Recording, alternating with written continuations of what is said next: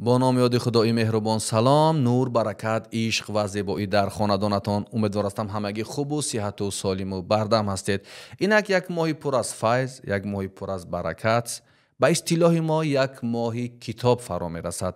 ماهی که بسیار خوبی ها دارد، بسیار برکت ها دارد و بسیار تغییرات ها اگر انسان تلاش کند در اندیشش، در اخلاقش، در کار و زندگیش ایجاد میکند.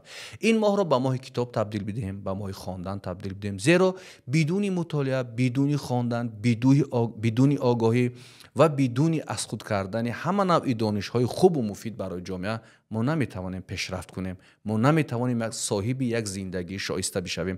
در برابر همه اون کتاب هایی که برای شما تا این وقت از برنامه کتابخوان توصیه داده بودیم، من میخواهم در این ماه بیشتر از این کتاب که خداوند میگه در این ماه برای شما قرآن فرستادیم تا از آن پند بگیرید، درس بگیرید و انسان‌های مفید باشید.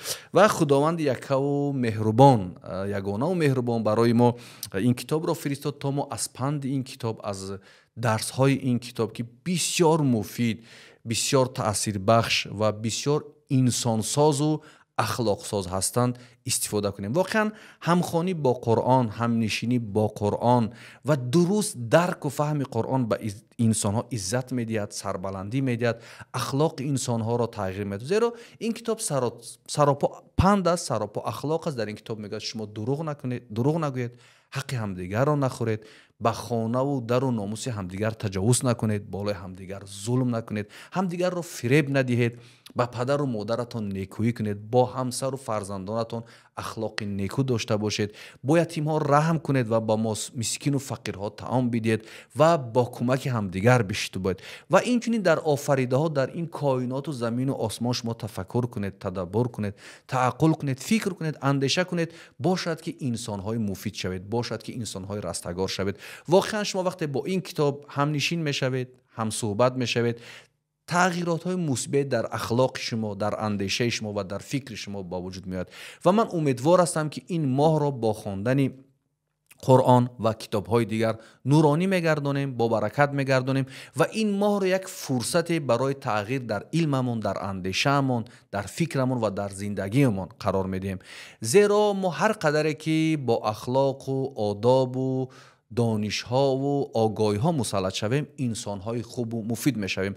و همان گونه که رسول خدا سلام و درود بر او باد میگوید بهترین شما، خوبترین شما و با ارزشمندترین شخص شما کسی است که مفید برای جامعه خود باشد، مفید برای انسانیت باشد، مفید برای بشریت باشد. یعنی مفیدترین شما برای جامعهتان بهترین شما هستید. تلاش کنیم که انسان‌های مفید باشیم، انسان‌های خوب باشیم، برای جامعه خود، برای ملت خود، برای کشور خود خدمت‌های سازنده کرده باشیم. از این خاطر من فکر میکنم بار دیگر تاکید میکنم در برابر اون صدها کتابی که ما برای شما در این برنامه کتابخوان پیشنهاد کردیم، از قرآن هم که با ترجمه تاجیکی هست در کشور میخوانیم، میفهمیم و برای تغییر در اندیشه‌مون، تغییر در اخلاقمون از این کتاب آسمانی کمک خواهیم گرفت. و امیدوار هستم که با خواندن قرآن و کتاب‌های دیگر شما زندگیتان را، اندیشه‌تان را، اخلاقتان را و رفتارتان را در جامعه نورانی میگردانید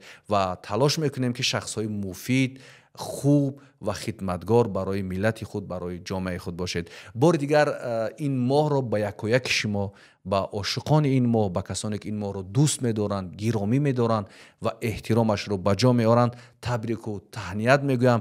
برای یک و یک مردم شریف تاجیکستان سربلندی، خانه آبادی، برکت، خاطر جمعی و امید به امروز و آینده رو در زندگیشان تمنا دارم و هیچگاه کم و غم و درد را نبینید و این ماه را با خرسندی ها پیشواز بگیریم و همچنین تلاش کنیم که کینه و عداوت، بغض، نافهمی ها و پشت سری هم حرف زدن ها و غیبت کردن ها و در حق همدیگر ناسزا گفتن ها را کنار بگذاریم، همدیگر را با آغوش بگیریم، همدیگر را ببخشیم و همیشه در لبانمون تبسم باشد و خوشبختی های کامل را برای یک و یک شما در زندگی از درگاه خدای مهربان تمنا دارم.